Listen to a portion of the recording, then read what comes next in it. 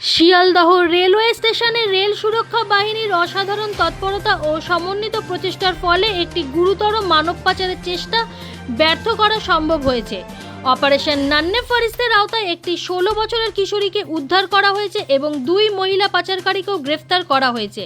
এই গুরুত্বপূর্ণ পদক্ষেপ শ্রী এম.কে. সিংহ সিনিয়র ডিএসসি এর দক্ষ নেতৃত্ব ও শিয়ালদহ বিভাগের ডিআরএম শ্রী রাজীব সাক্সেনার প্রেরণাদায়ক দিশানির্দেশে সম্ভব হয়েছে।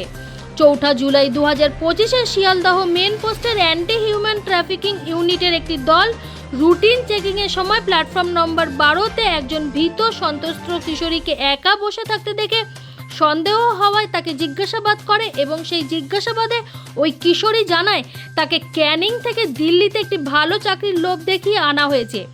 এক আত্মীয়ার মাধ্যমে এক অচেনা মহিলার হাতে তুলে দেওয়া হয়েছিল তার মা বাবার সম্মতিতেই।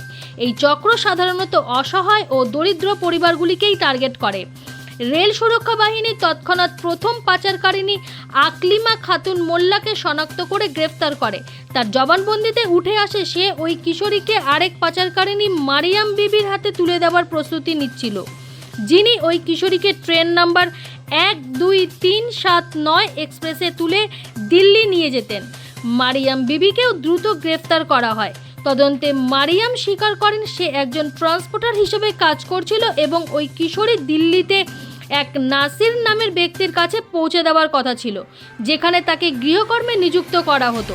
অন্যদিকে আকলিমা খাতুন মোল্লা তার দীর্ঘদিনের পাচার কার্যকলাপ স্বীকার করে এবং জানায় প্রতি কিশোরী পাচারে সে 1500 টাকা করে পেত। শ্রী রাজীব সাক্সেনা বলেন, এটি একটি গুরুত্বপূর্ণ অগ্রগতি যা একটি নিষ্পাপ প্রাণকে অন্ধকার ভবিষ্যতের হাত থেকে রক্ষা করেছে। আরপিএফের তৎপরতা এবং সতর্কতার ফলেই এই পাচার চক্র এখানেই থামানো সম্ভব হয়েছে।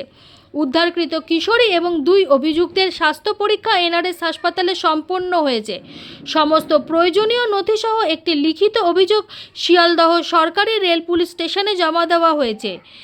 4/7/2025-এ অভিযোগের ভিত্তিতে শিয়ালদহ জিআরপিএস 73/2025 নম্বর একটি নির্দিষ্ট মামলা রুজু করা হয়েছে।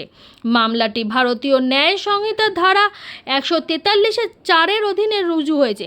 বর্তমানে উদ্ধারকৃত কিশোরী শিয়ালদহ জিআরপিএস এর হেফাজতে সুরক্ষিত অবস্থায় রয়েছেন।